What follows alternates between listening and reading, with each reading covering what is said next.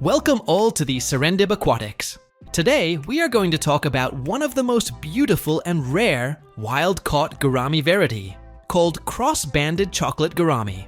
Scientifically, this specimen is described as Sphaerichthys osphromenoides. It is a very beautiful, unique, small gourami variety. This fish is uncommon, but popular among aquarists due to its iconic features such as coloration and unique breeding behavior. The wild populations of this fish are unfortunately suffering. Now, few rare fish breeders are cultivating and preserving this magnificent species with captive breeding.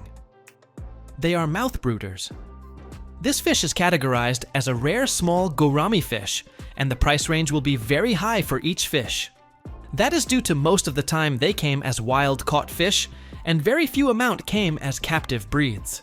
Following these videos, you can gain much more knowledge about keeping and breeding this amazing chocolate gourami fish. Here, we will share our experiences which we have while going through many more failed attempts until get successful results with acclimatization of wild-caught fish, keeping and breeding them. Here we talk about the origin, natural habitat, and classification of the fish, its appearance and behaviors, water chemistry that is compatible with raising chocolate gourami, sex differentiation of chocolate gourami, unique diet and dietary habits, and the most important and interesting part of the video, which is how we breed them without any issues. This video is a product that contains many more important points throughout the video. Please try to grab all the details in this video without missing anything. First, we will go through our intro.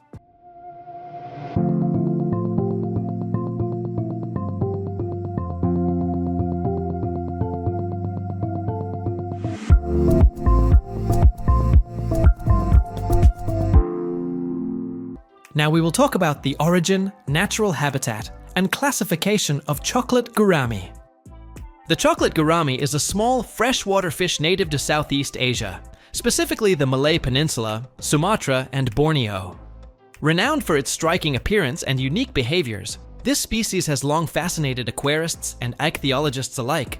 They live in shallow, clear waterways, and these gouramis thrive in environments characterized by soft acidic and tannin-colored water.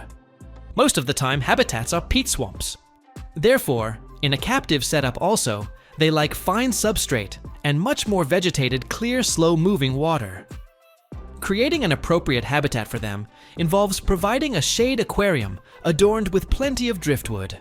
Driftwoods gradually release tannins into the water and keep the water pH value at low levels, and tannins will act as an antimicrobial agent. Dense vegetation creates a sense of security for the fish. Furthermore, maintain the aquarium with darker substrates.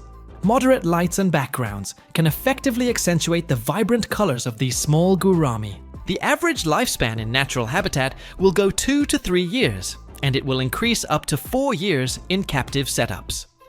Now we talk about the appearance of chocolate gourami. An adult chocolate gourami fish size is approximately 1 to 1.5 inches in length. The fish displays a rich chocolate brown coloration with several vertical golden or yellowish bands running down its body. It has an oval, laterally compressed body, a pointed mouth, and elongated fins often edged in yellow. According to the catching location, they have some color changes. This fish really can show off its beauty in sunlight or low light conditions with much more vegetation. According to their behavior analysis of chocolate gouramis are generally peaceful and shy, often described as timid and gentle. They thrive in small groups where a subtle social hierarchy is established. While they are mostly peaceful with other species, mild territorial disputes and displays can occur among conspecifics, especially as they sort out group hierarchy. They prefer living in small groups. Solitary individuals may become stressed and more susceptible to disease. Slightly territorial, especially toward their kind, but rarely aggressive to other peaceful fish. When we analyze the aquarium behavior, they spend most of their time in the mid to upper water column, often seeking shelter among plants or decorations. Can recommend the standard community setup for reasons already touched upon. The darker substrate will also often result in better coloration. Here you can see I use river sand for the substrate. Now you can see how the color of fish. It is amazing. they have the best colors I have ever seen in my life. Floating plants and driftwood diffuse the light and create a more natural habitat in my aquarium. Chocolate gourami is very unique and beautiful mouth-brooding gourami variety. They are jumpers. If you do not put a 100% closed lid on your tank, they will jump out from your tank. Therefore, keep the tank closed on top. I have experienced one of my chocolate gourami jump through the small opening of the glass lid. Now, we will look into their tankmates. I recommend keeping them in a separate tank without any other tankmates.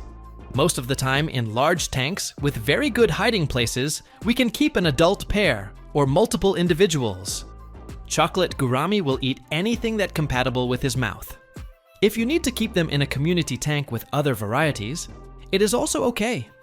Therefore, we can keep any large species that are not compatible with his mouth, like large shrimps and other fish verities. You can see in my tank they live with wild Neocaridina shrimp. But the only thing is, they will eat my shrimplets. Coral red pencilfish, ricefish, platinum halfbeak, Celebes halfbeak, black samurai betta, Betta alba marginata, Betta chanoides, croackling gourami, red lizard whiptail catfish, Ceniperid pencilfish, and other small fish varieties are compatible to keep with cross-banded chocolate gourami. Now we are talking about the water chemistry of their habitat. The water chemistry in these natural habitats is distinctive and characterized by several key features. 1. pH and acidity. The water is extremely acidic, with pH values commonly ranging from 3.5 to 6.5, and often found at the lower end of this spectrum, sometimes even below 4.0. This acidity is primarily due to the decomposition of organic matter, like leaves and wood, which releases tannins and humic acids into the water. 2. Hardness and mineral content. The water is very soft, with general hardness, GH, typically between 0 to 8, and often even softer. The mineral content is extremely low, contributing to the softness and low buffering capacity of the water. 3. Tannins and coloration. The water is stained dark brown, often described as black water, due to high concentrations of tannins and other organic acids leached from decaying plant material. This coloration helps diffuse light and provides a subdued environment, which is important for the well-being of chocolate gouramis. 4. Temperature. Natural habitats are warm, with temperatures typically ranging from 25 degrees Celsius to 30 degrees Celsius, 77 degrees Fahrenheit to 86 degrees Fahrenheit, though some sources cite slightly broader ranges. These stable, warm temperatures are crucial for the health and breeding of the species. 5. Oxygen and water flow. Blackwater swamps and streams are often low in dissolved oxygen, especially during dry periods when chocolate gouramis may be confined to small, stagnant pools. The species compensates for this by utilizing a labyrinth organ, allowing it to breathe atmospheric air. 6. Nitrate and pollutants. Nitrate levels are naturally very low, and chocolate gouramis are highly sensitive to nitrate buildup and chemical fluctuations in captivity. You can see sudden deaths of the chocolate gourami in your tank setup. Most of the time it will associate with sudden onset ammonia spikes. Water changes in aquariums should be small and frequent to avoid abrupt changes in chemistry. Water should be tannin color. Here at Serendib Aquatics, we are using Serendib Aquatics herbal tannin mixture to create tannin-colored healthy environment. This product contains 100% natural ingredients, which can maintain good water conditions while adding tannins to the water. Now, we are talking about sex differentiation. When we talk about adult chocolate gourami, it is very difficult to differentiate between males and females. Dorsal fin. The most consistent indicator is the shape of the dorsal fin. Males have a pointed dorsal fin, while females have a smoothly rounded one. Fin coloration. Males typically display more pronounced yellow or cream edging on their dorsal anal and caudal fins, especially during breeding periods. Body shape. Males are generally slimmer and slightly larger, whereas females are rounder, particularly when carrying eggs for mouth brooding.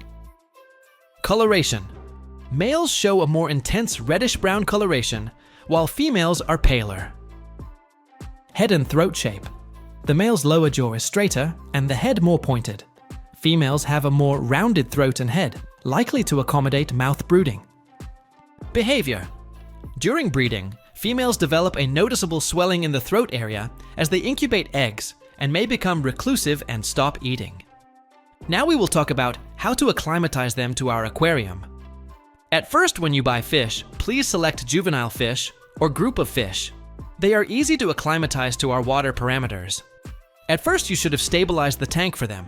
That means the tank should have been prepared at least 1 to 2 months before and have a well-established nitrogen cycle. Tank water parameters as mentioned above. When you receive the fish, first check your water parameters and confirm that they are in the correct range. At first, we should do temperature acclimation of the fish. Take the fish bag without opening it and put it into the fish tank where you are going to put the fish. Keep it half an hour. Then your fish bag water gets the same temperature as your main tank has, and your fish is already adjusted according to that temperature. At second, we should do drip acclimation. Open the fish bag and slowly put the fish with water into a small empty tank. Then put an irrigation line from your already prepared tank. That water drop rate should be 1 drop for 2 seconds. Observe the behavior of fish and lower the rate if fish get abnormal stress behaviors. Otherwise, keep the dripping until double the water volume in the tank. After your drip acclimation procedure, you can see the behavior of the fish. Then you can decide whether your tank parameters are okay or not okay to put the fish. If you feel okay, slowly put the fish into the prepared tank. We will talk about how to breed cross-banded chocolate gourami. Chocolate gourami is a mouth-brooding species of wild gourami. What we should do is make the natural breeding habitat for them. They need at least a 10-gallon tank for breeding. You can see I use some coconut shells for shade, but the other purpose I put those coconut shells is to give them shelter for their breeding behaviors. They prefer one-side open shelters for breeding purposes. Most of the time we use coconut shells. But you can use one-side open caves for it. Sometimes they will spawn in open areas, and females hide following to get the eggs into the mouth. Tannin color water and low pH with dim light perfectly match spawning behavior. The best method for breeding is keeping a good group in a separate tank. When they become mature enough for breeding, you can identify it as I mentioned above. Now this is the time for triggering the spawning. You can do a 40% water change late at night, and next day feed them with much more live foods than previous days. I use fresh frozen bloodworms for it. Please use reverse osmosis water for the water change. Within 24 hours they will spawn. As normal dwarf Gourami verities, the male gets wrapped with a female. After courtship and external fertilization by the male, the female immediately collects the eggs into her mouth, where she holds them for 7 to 12 days. Duration varies by source and conditions. During this period, the female typically refrains from eating, may hide, and often displays a swollen throat, which is a clear sign she is brooding eggs. Once the incubation is complete, the female releases fully formed fry. Now you can see the female is holding. Now we will discuss the things that can give us a maximum number of fry. What are the things not to do when the female is holding? Never disturb the fish, off the lights, and keep her calm and quiet environment. If the male fish is disturbing to the female, you can remove the male very slowly. Then she will hold, and when the fry is large enough to release, she will release them. If you disturb the female, she will swallow the eggs. But some females need 2 to 3 spawning to learn how to hold perfectly for 12 days. Until that, they will eat eggs. Don't worry if your female continuously eats eggs, you can try with some other female fish. I will update you later about the fry of this spawn. This is the whole story behind the successful keeping of wild cross-banded chocolate gourami without major issues. It is a very difficult task. You will go through many more failure attempts, but this video will guide you to avoid failures and go towards successful keeping and breeding. Thank you for joining Serendib Aquatics. If you have any questions or comments, feel free to comment below. I will try to reply to all comments. You can share your knowledge with others about wild dwarf gourami.